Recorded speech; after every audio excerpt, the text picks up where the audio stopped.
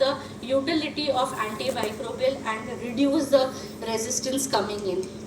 So again, a lot of data in the public domain for pediatric age group and LRTI also. So OPD or from the hospitals or the outside patient indications are not specific to sepsis, but they are coming in from LRTI cases where you can differentiate even LRTI bacterial versus a viral, and there is where the PCT utility is picking in the OPD from the pediatricians and the general practitioners.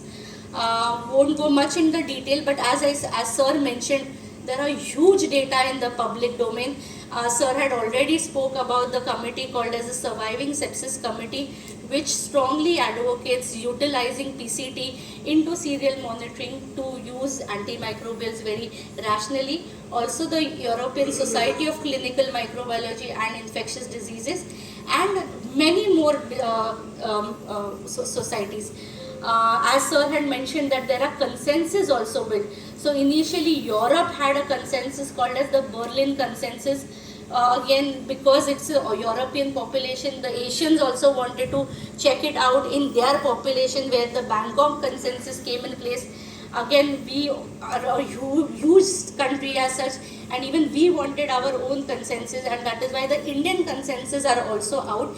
And Indian consensus were built by these dignitaries, very popular and stalwarts in the intensive care units like Dr. Khilnali, like Dr. Neeraj Tyagi and Dr. Subramaniam Swaminathan. These gathered together, and these were some very important relevant point. This is where the whole indication or guidance came that you have to do a baseline PCT, and that is where you will understand how your patient is behaving or how the patient is responding to the therapy. And again, we suggest PCT used to differentiate blood culture negative from a non-septic patient, and that is where the clinical decision making is empowered and the clinician knows that they are doing the right thing. Procalcitonin can be used to support the discontinuation and de-escalation. So this was a point very well taken, and there is where we saw a lot of traction of the clinicians using PCT to actually safely and confidently de-escalating the antibiotics. And this is how the guidance took place, and it is used and followed in India.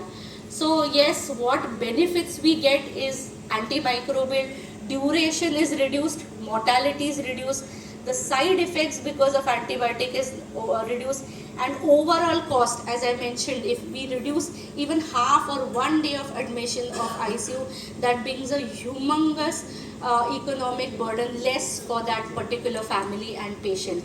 The turnaround time of these tests are really quick, but it all depends on what are the volumes the lab is doing and how it is, but it can be really rapid, or it can be made as fast as 18 minutes where the report is produced by a lab. And to be really practical in Indian scenarios, in 2 hours you will get the report of procalcitonin for your patients.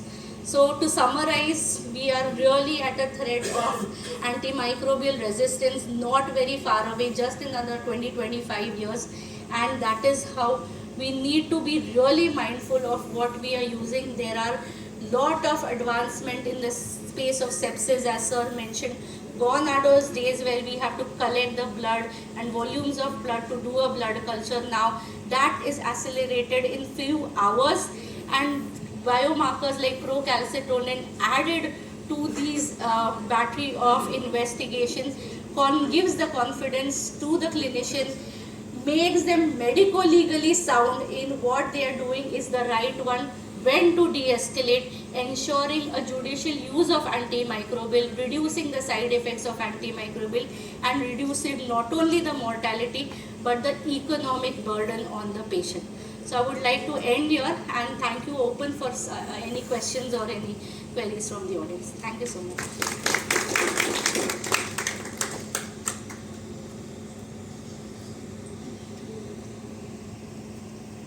We are open for question and answers if any.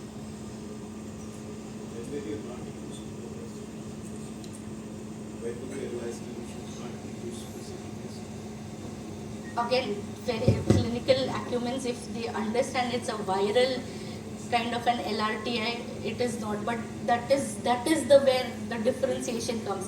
Where you want to be confident, where you want to be medico-legally sound, it now gets bundled into that so that your paperwork is clean. And that is the direct answer a clinician tells me. I am doing it for my safety and the patient safety as well. But first thing is for my safety to understand whether I've done the right thing or not.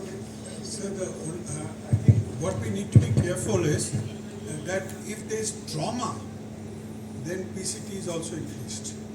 And I remember the time I spent in Vedanta after kidney transplant or liver transplant.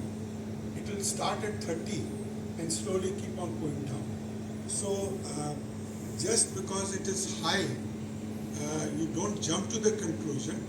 But as she said, serial is required, and if it is going down, that means the trauma is decreasing. So that is why some people have reservations because of trauma. But I think the first thing should be in discontinuation.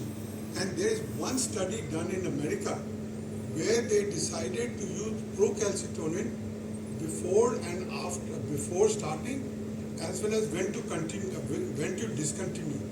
And in 1 year's time, they saved $6 million because everything is paid by the Medicare.